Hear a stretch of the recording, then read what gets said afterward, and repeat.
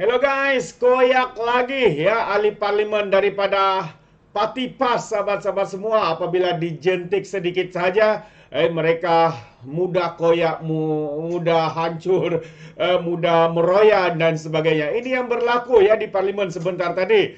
Ya, apabila Wabi Jelutong sekali lagi membuat pertanyaan kepada Timbalan Speaker berkaitan dengan siapa yang membuat perkiraan dan juga mengingatkan ya yang MP Parit Buntal daripada Parti PAS ini belum menjawab sehingga kini soalan yang dikemukakan oleh YB Jelutong ya berkaitan dengan hutang haraka, hutang PAS yang belum dibayar kepada sebuah syarikat percetakan. Sangat-sangat memalukan. Jadi menarik untuk kita tonton apa sebenarnya yang berlaku. Tapi sebelum itu jangan lupa juga untuk terus support Alright Nepal Channel dengan cara tekan butang subscribe, like dan share. So, mari kita ikuti berita gempa ataupun mari kita tonton ya video.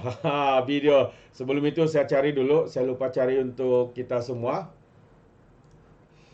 Ini dia, sekejap ya. Video yang agak memalukan sebenarnya. Khususnya kepada geng-geng sapu bersih ini daripada Parti PAS. Saya Yang Berhormat Batu Pahat, saya jemput Yang Berhormat Serian. Timbalan Speaker, isu peraturan 13 tadi cukup bilang. Saya cuma nak mohon penjelasan Timbalan Speaker siapa yang memanggil quorum tadi. Parit Buntal. Siapa dia? Parit Buntal. Untuk makluman Timbalan Speaker. Apa perlu tahu? Saya, ahli boleh untuk makluman bangkitkan Timbalan Speaker. 13.2. Yang Berhormat Kota Baru, saya sedang meminta penjelasan daripada Timbalan Speaker, bukan daripada Kota Baru. You pun selalu buat macam tu. No, saya tidak pernah. Kami sedang mengikuti satu taklimat yang diberikan oleh Kementerian Pendidikan. Jadi saya minta maaf. Tapi saya masih lagi tunggu penjelasan Parit Buntal kenapa hutang harakah masih belum bayar lagi. Sila duduk. Ini Yang lawyer Berhormat apa? Bodoh Serian. dia cakap.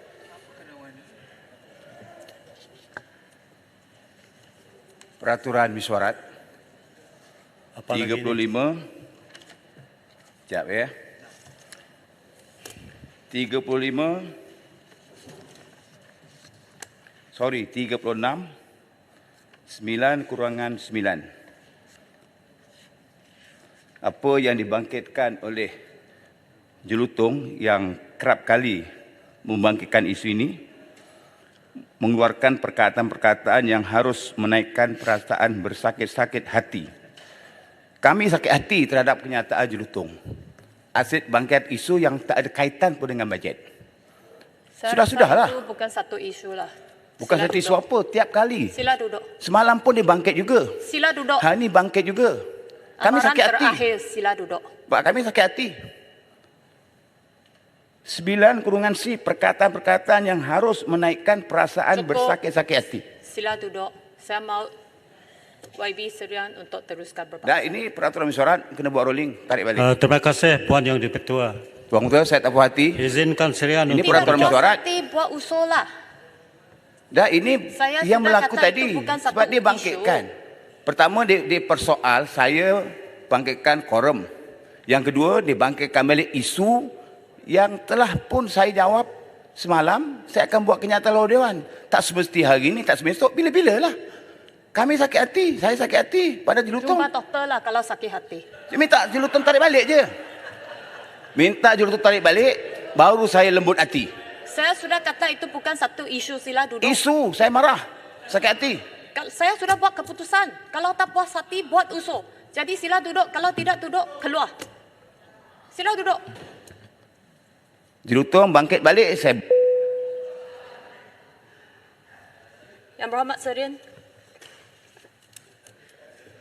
Terima kasih Puan Timbalan Yang Di-Pertua. Salam perpaduan. Salam. Itu dia sahabat semua. Bagaimana MP daripada Parit Buntal daripada Parti PAS ini mengaku sendiri sakit hati. Ini betapa lembutnya hati mereka. Nampak saja berjanggut macam saya tak mau cakap macam apa itu. Tetapi apabila dijentik begitu mudah koyak, pecah hati, sakit hati dan sebagainya. Sedangkan persoalan itu sebenarnya bukan satu soalan yang menyindir ke apa. Itu satu soalan yang harus dijawab supaya orang lain tidak berkata, kenapa Haraka, kenapa Parti PAS tidak membayar hutang yang bernilai jutaan ringgit ya untuk yang pertamanya. bernilai jutaan ringgit, sahabat-sahabat semua. Dan untuk yang keduanya, apabila syarikat itu muflis dan menukar namanya kepada, saya lupa nama dia, lagi sekali perkara itu diulangi sebanyak 600,000. Dan sekarang ini kes itu pula menjadi kes di mahkamah. Kerana mereka tidak mau bayar dengan pelbagai alasan, dengan pelbagai cara untuk mengelakkan untuk mereka membayar. Akhirnya kes ini jadi kes mahkamah. Jadi sahabat semua, saya pernah mengalami perkara ini sebenarnya. Apabila sebuah NGO syarikat tidak membayar hutang terhadap satu syarikat yang mana digunakan servis mereka, apabila mereka didapati bersalah, kamu tahu apa yang berlaku? Yang berlaku, mahkamah ada kuasa untuk mengisytiharkan harakah ataupun parti mereka ini diisytiharkan muflis, dan segala kewangan mereka dan segala dana yang ada di dalam akaun harakah ini akan dibekukan, sehinggalah mereka membayar setiap hutang yang mereka lakukan. Barulah pihak mahkamah akan mengeluarkan sekatan, sitaan terhadap akaun mereka. Jadi saya percaya seperti mana juga ini menteri ini juga yang bukan menteri, maafkan saya, MP daripada PAS ini juga yang mengatakan kononnya kalau berhutang, kalau tidak mampu bayar, suruh kerajaan orang lain bayar. Itulah satu kenyataan-kenyataan yang tidak bertanggung jawab. Dia berhutang, suruh orang lain bayar. Apakah haram jadah mereka begini, sahabat semua? Dan tapi berlainan pendapat pula dengan salah seorang ahli parlimen yang mengatakan kononnya hutang harus dibayar. Tidak kira apa hutang sekalipun harus dilunaskan.